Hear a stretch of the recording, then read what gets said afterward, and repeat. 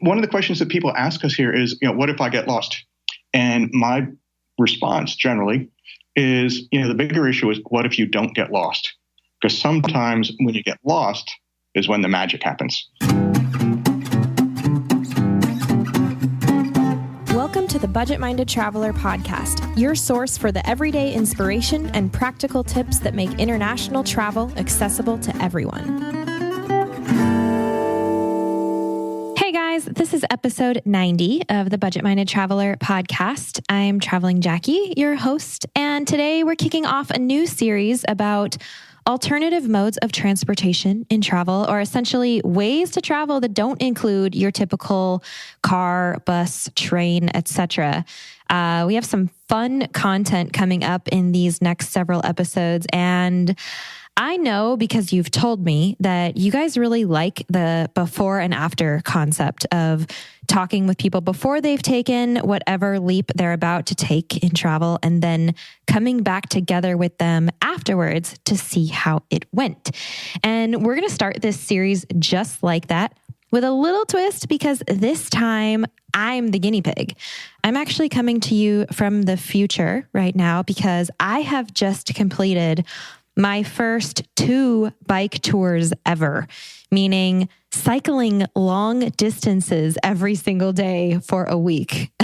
And before I started, I had a lot of questions and concerns, and I wanted to talk them out. So we're going to go back a few weeks to that conversation.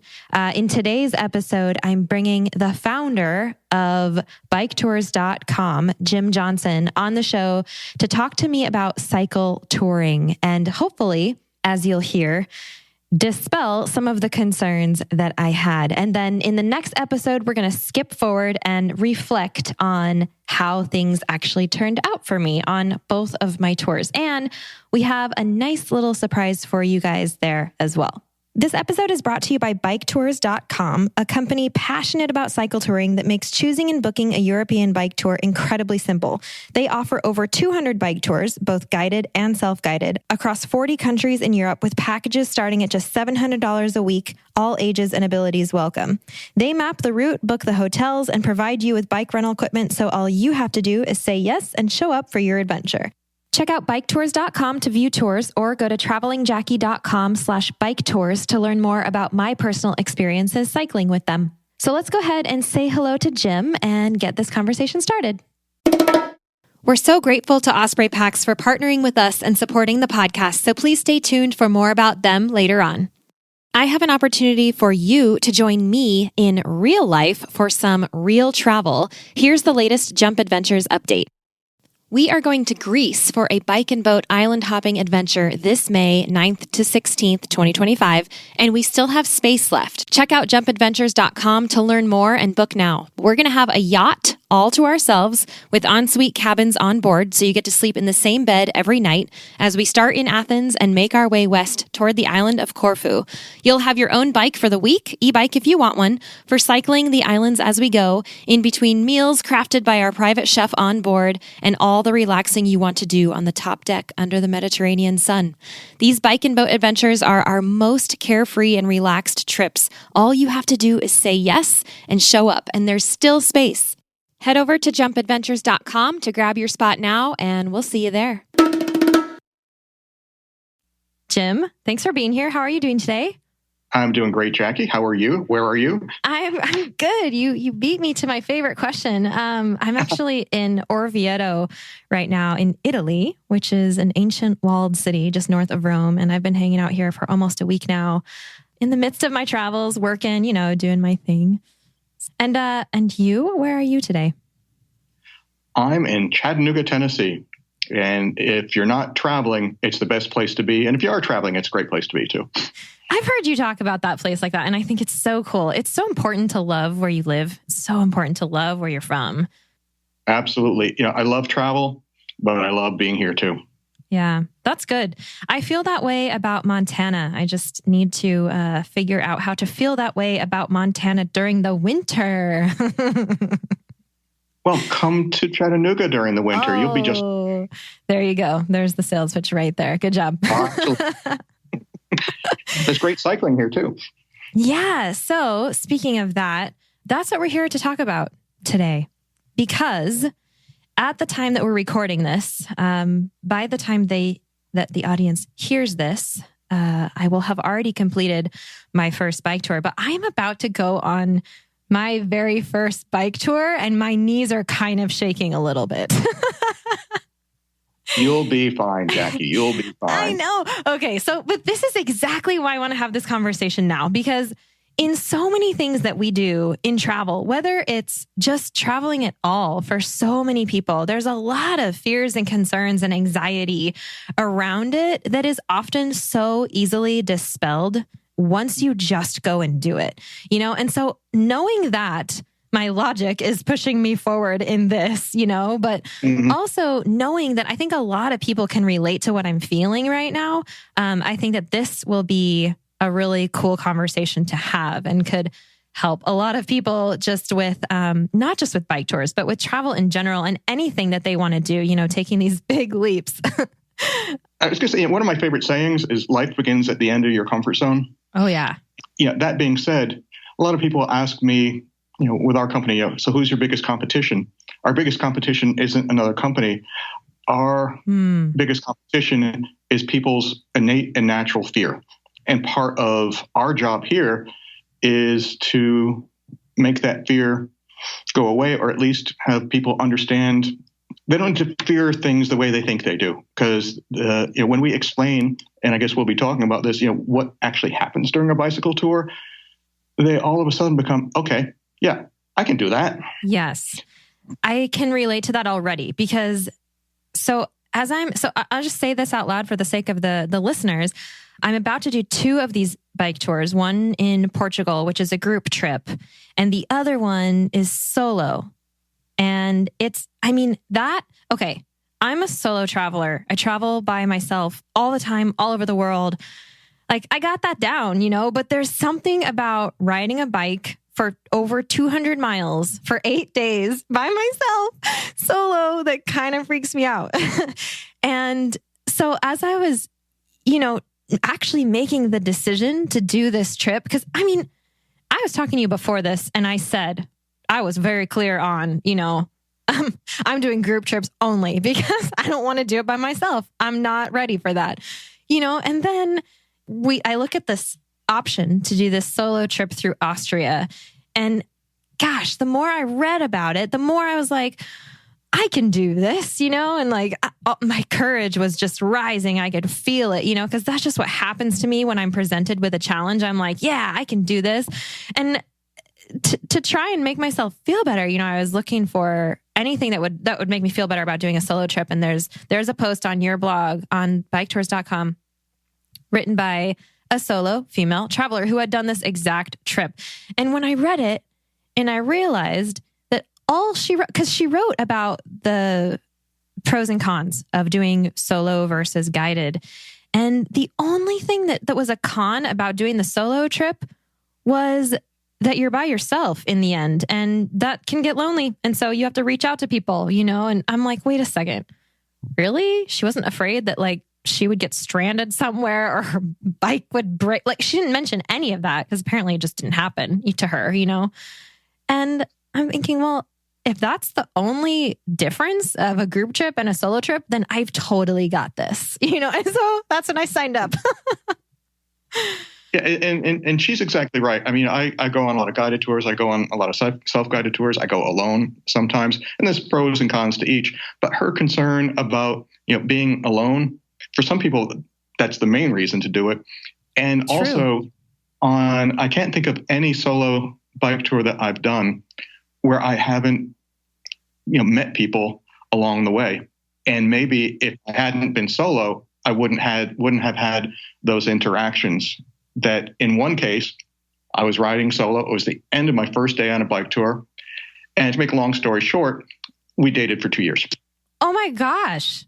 Okay. Well, there you have it. And I'm so used to being on my own now that part is not what bothers me at all. It's like, I actually look forward to alone time. I love it. I can totally entertain myself. For me, it's the bicycle element. Of course. Yeah, the whole. You're exposed. I mean, you're the same thing that makes people comfortable, let's say, in a car, in a bus, in a train, is what's great about a bike tour. But it's also what scares a lot of people about a bike tour, because you are exposed to the world. But then again, you can smell things that people in cars aren't going to smell. You are going to hear things. You're going to see things because you're going slowly. So a lot of the things that cause fear, I know that you're going to find within a very short period of time of when you start rolling down the Danube, the things that you fear are going to be the things that give you most joy too. Because on a bicycle, you're probably, if you look at all the different methods of travel, in some ways you're most vulnerable, at least in your own mind. Or if you look just from a realistic point of view, I mean, you're there balancing on two wheels. I mean, how does that even work? Which is one reason why, when you and I talked and you were saying, what is the Danube a good choice? And I told you it's the best choice. It's where most of our first time bike tourists go. It's where families go because it's a dedicated bike path. So you're not going to have to worry about, there are great signs. You're not going to have to worry about getting lost. Basically, I'm oversimplifying here, but look at the direction the Danube is flowing. Keep going that way. Yeah. One thing I am really good with is maps. Now watch me get lost after I say that. But one of the questions that people ask us here is, what if I get lost? And my response generally is, the bigger issue is what if you don't get lost?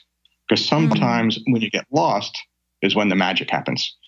Because you have to ask someone for directions, or you go someplace that certainly no one else who's ever done that bike tour has ever seen or experienced before. So getting lost is what becomes special to you. Absolutely. Now, if it's, I don't mean that at that very moment you're going to say, this is the best thing that's ever happened to me. But in retrospect, the times that people get lost are sometimes what they remember most and most fondly. Mm-hmm. That's because they wouldn't have it's not an adventure until something goes wrong. Like that wouldn't be a saying if it weren't really felt by a lot of people. And that's where that kind of comes into play is like, it's all part of the adventure. And that's the part that I feel comfortable with. I think for me, the thing that scares me the most actually is I don't know how my body is going to react sitting on a bike for that long. Not just sitting, but also I tend to tense up. And so I'm afraid that it's going to hurt my neck and my seat is going to be sore, do you have any advice for me in that? Yeah, absolutely. Now, I'm not going to say that when you wake up your second morning that you're not going to feel any aches and pains. Mm-hmm. You likely will, but you're not going huge distances. First of all, each day is relatively short distance, 20 plus or minus miles. That's a short distance? It is when you consider that you have all day to do it. Okay. I imagine that you can go 3 miles an hour if you needed to. Okay. I mean, you wouldn't want to go 3 miles an hour on a bike because you'd fall over at that speed. Yeah. I guess I'm saying. Yeah, no, I think it sounds like more to me, but go ahead. Well, if you break it up and say, okay, I'm going to go 5 miles and then I'm going to have a wonderful Austrian pastry and coffee. Yes. And then I'm going to go another 5 miles and I'm going to go to this wonderful medieval town, walk around the walls. It's a vineyard village as well. Maybe walk through the vineyard, meet a vintner, have some wine, and then you could go another couple miles to this wonderful place where you can have a wonderful Wiener Schnitzel or whatever you'd like. Gosh. So you don't look at it as even a 20-mile day. Look at it as a series of short jaunts that break up all the wonderful experiences you're going to have otherwise. But even the cycling, it's not like you're in the midst of a training ride and have to be worrying about speed and endurance and all that. You're going to look around you and see castles. You are going to see the Danube. You're going to see riverboats, vineyards. You're going to see such amazing things that you're probably going to forget some of those aches and pains. I think that is probably the single best piece of advice that you could have given me right there. Just by saying, don't look at it as a 20 or 30 mile day. Because you're right. It's actually not. But I had not really considered that yet. I don't know how to think about this. That's why I'm talking to you about it. Yeah. But that's very true. And I already feel so much better. Oh, good. My work here is done. Oh, yeah. Mic drop. But, something else that we tell people who, especially those going on the Danube, and it's something that many people in your audience may not understand about this type of bicycle tour. This is not something where, someone is handing you a bike and a map and telling you, see you in a week. All your hotels are planned, your route is planned, your luggage is being transferred, and there's a number that you can call if you run into trouble, whether you get lost, maybe you're exhausted, and it's not necessarily that if you're exhausted, they're going to come and pick you up. But on the Danube, there are so many different places along the way where you can just roll your bike onto a boat, onto a train. It's such a central, popular bicycling route where bike tourism is so huge. The infrastructure is there. So, we call them ample bailout opportunities. I hope I won't need one. There's worse things in life, Jackie, than 15 miles into a ride, deciding, hey, maybe I'm going to go on that riverboat instead. And you roll onto the riverboat and you sit and watch castles go by as you're sipping wine or coffee. Okay, all right. Fine. Yes. Sign me up. Twist my arm. I can't wait. This is making me really excited, actually. Yeah, I can't wait to hear from you. As along the route, because we literally have many people come back from their first bike tour or even, subsequent bike tours saying, of all the travel I've done, and I know you've done a lot of travel and a lot of amazing travel, they come back and say, this was the trip that transformed me more than any other. Ooh, I just got chills.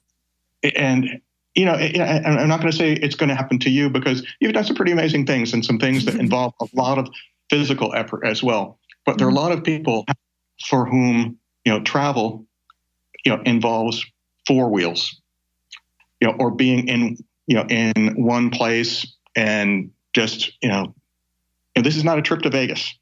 This is not a trip to Disney World. So you're going to feel such a sense of accomplishment at the end of each day. And by the end of the trip, you're going to say, I just rode my bike 200 miles, the full length of the Danube River in Austria. Yes. And that's pretty awesome. And you'll always have that. Even if you go on a boat, part of it, you can still, it's okay. I can say it. I have permission. Okay. Thank you. Yes. And something that, again, you're sort of an unusual travel creature. So I won't say that all of these apply to you. But certainly to most of our clients on their first or early tours, they find that their senses get heightened because you get numbed a lot. We'll come right back to that. Let's take a moment now to thank our wonderful show sponsors. Osprey is the market leader in technical outdoor, travel, and everyday packs. And I've personally used Osprey packs since 2015. My favorites are the Fairview Trek 50 for multi-day hikes, the Cirrus 24 for day hikes, the Transporter Rolling Duffel 60, which is my trusty check luggage for faraway adventures, and of course, the countless packing cubes I use to organize everything that goes in them. We are proud to support each other on the podcast and beyond. We love getting outside, and we want to see more people outdoors. So find out more and join us at osprey.com. On a lot of types of tours. On a bike tour, you are just so aware of everything around you. You're listening to the wind in the trees. You are smelling that hay that was just cut by a farmer. You can, probably not this time of year, but if you were going on this ride in September with all the vineyards along the way, you would smell the grapes that have fallen to the ground and are sort of fermenting on their own, which is a a wonderful smell unto its own.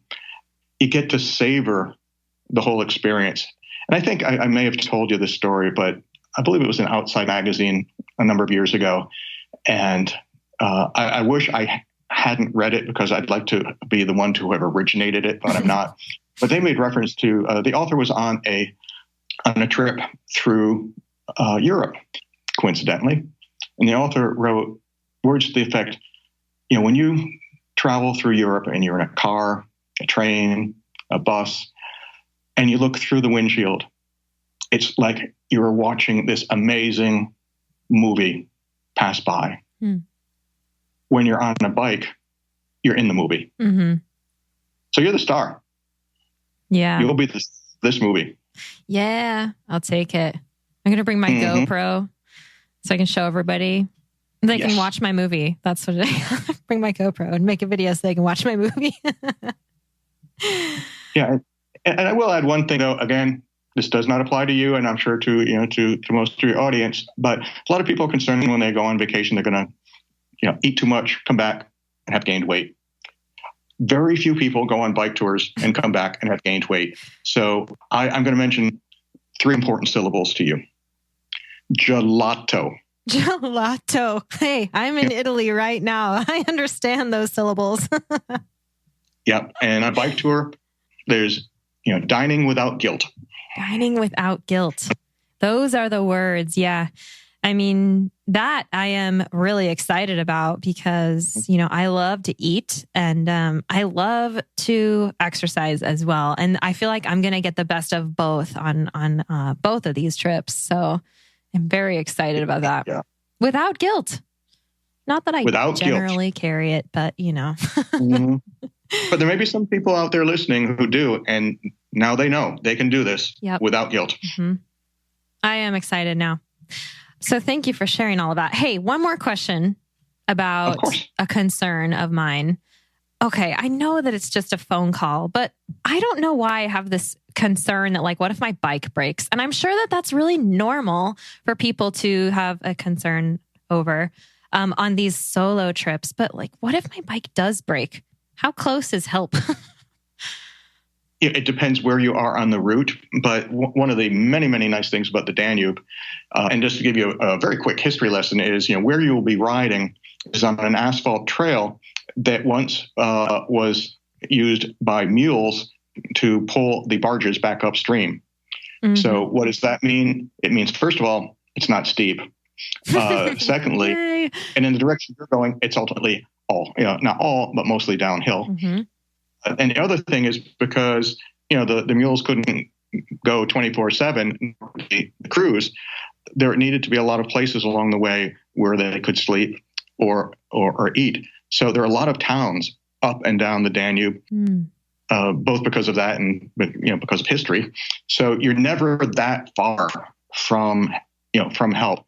So let's say you call the local tour operator we work with, and they might be able to come, one of their vans may be near you and they may be able to come and, either fix things or take you somewhere where it can be fixed. Or they might say, you are literally a quarter mile from a repair shop that we have a contract with, and let us figure out the best way for you to get there. Okay. So, and I have been on maybe 40, 50, I don't even know how many bike tours I've been on. And, I'm not a bike mechanic. Mm-hmm. I run a bike tour company. My passion is travel and tourism, and I love doing it by bike, but I'm not a bike mechanic. So I have a lot of the same concern that you do, which is why, when I go solo, I often go on places where I know that worst case, help is not far away. Mm-hmm. Right. Okay. Well, that's good to know. And I'm sure it's like that on most of the tours that you offer through biketours.com? Yes. It varies, of course, because there's some places that are tourism centers, where there are a lot of bike tourists. And there are other places where, part of the joy is you don't see anyone all day, right. And you're between cities and you're out there in the middle of nowhere. Yeah. And which is why we didn't have you do one of those your first tour. Yeah. Well, it makes sense. I mean, it sounds like I'm going as, for this first one by myself, because it will be my second tour, but for the first one by myself, it sounds like the perfect place for a beginner. It really does. Yeah, and you'll have a level of confidence you get from your guided tour. Yeah. Well, you'll see, okay, 20 miles really isn't that much when it's spread out across the whole day and with gelato breaks every 4 miles. Yeah. I mean, I've run more than that in one day before. So I can do this. Not that was easy. Oof. My first marathon was along the Danube River. Oh. So it's when you get to the city of Milk, mm-hmm. from there to the town of Dürnstein was the route of the marathon. And a funny story, I was really slow. I mean, like really slow among the last people to finish. Mm-hmm. And at one point I was the last person. And when I would come to the water stations, they'd be like, oh, we didn't know anyone was still out there. And they'd already like closed up, poured out the water and were on their way. But luckily, that part of the Danube is where most of the vineyards are, and they line the bike path. So I was probably breaking some kind of law, but I was desperate. All I did was when I got thirsty, I strolled up into a vineyard, took a couple handful of grapes, ate them, and I had my sugar and my water all in one. Who needs gel packs? Yeah, I mean, it was totally natural. I mean, yeah, that and in addition to the water that they were serving, they were also serving Red Bull, but that's a whole other story. That would not have gone well. Oof! Wow. Yeah. Well, that sounds beautiful. Really. Yeah. So it's give my best to especially that part of the Danube because I got to know it really intimately. I'll say hi for you. Thanks. How did biketours.com come to be in the first place? Because you obviously are very passionate about biking. And so maybe you have a story there. I do have a story. Oh, just by coincidence, I have a story. Yeah. I'm not going to fill in every year since, but it started about age 7 or 8 when I planned my family's vacations. I was passionate about travel planning. Wow. And this was way, way, way, way before the internet. It was way before fax machines for that matter. And, my parents would help me send away for maps and brochures and all that. So I was planning family trips way back then, and just travel became a passion for me. When I was 14, went on my first European tour. I was a choir boy, story for another time. And I've been back maybe 40 times since. To Europe. Okay. To Europe. Mm-hmm. I also became a travel writer for about 20 years. And I speak German fluently. So my focus was on Germany, Austria, and Switzerland. And I realized that one of the best ways to explore a region and to get to know it and write about it, as you will experience, is by bike. And so I spent a lot of time bicycling around those 3 countries. But like you, I wasn't totally comfortable just going out and doing it on my own. So I worked with some local bike tour companies there that helped me set things up. I was a part-time travel writer and full-time working for a large corporation. I lost my job at the corporation, and it just hit me. I said to the bike tour companies that had been setting up my trips, I said, "Do you sell to many Americans?" And they said, "No."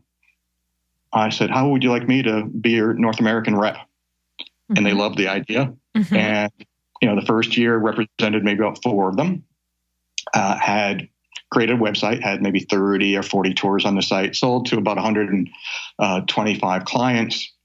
And almost 15 years later, we now represent approximately 75 local bike tour companies in 40 European countries. And last year, we sent 3,800 clients on European bike tours. And it's a win-win-win.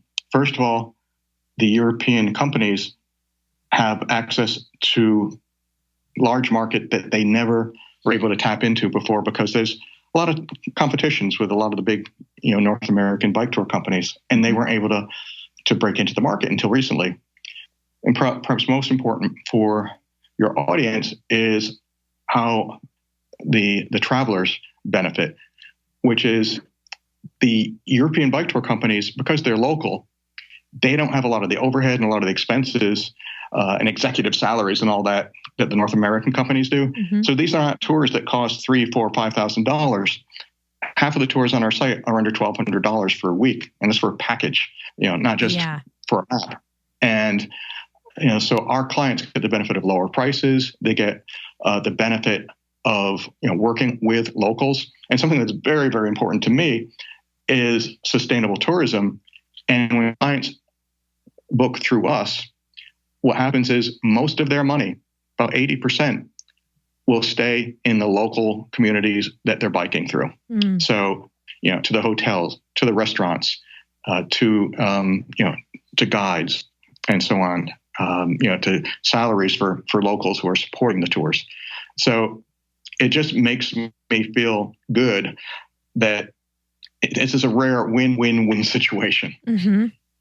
We were working on different slogans that we could use for the company some time ago, and one that we liked but ultimately rejected was something along the lines of bicycle tourism. Saving the world one revolution at a time. I like it. But based on some of our destinations, we thought there might be some sensitivity there. You think? Yeah. Yeah. It makes sense, though. That's saving the world one bike at a time. One biker, maybe. And I do believe very strongly and sincerely that tourism as a whole, I know you feel this as well, is one way of making peace around the world a little bit more likely. Mm. And on a bike, it's maybe even more likely because of the intimate nature of the travel, the people that you meet.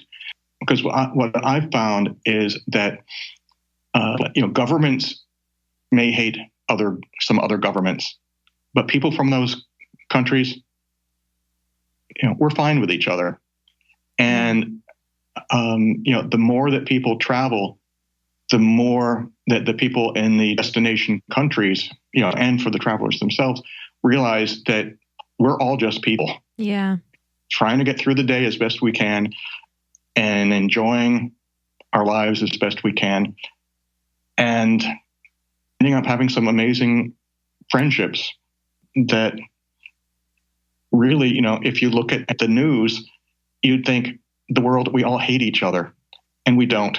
And to me, tourism, and especially bicycle tourism, makes it possible for people to realize we have far more in common than what divides us. And most of us are really pretty good people. Yeah. Yeah, I totally believe in that. I definitely agree with you. I that's one of the reasons I believe so much in travel is I think that it taps into the your own potential, first of all, as a traveler, as a person, but the education that is just the byproduct of it, of just experiencing other places and other people, other cultures, is just, you cannot compare anything else to that. You can only do that through travel and through having the experience yourself. So I totally agree. Yeah, a lot of it is about being a traveler and not a tourist. Yeah. Well, yeah. I mean, getting to know where you are and taking time to immerse yourself a little bit and not just walk around and taking selfies. Like, do you even see the place, or are you looking at your phone the whole time? Oh, don't worry. I'll see it when I get home. Yeah. It's funny. Well, is there anything else that you want to add to this conversation for now?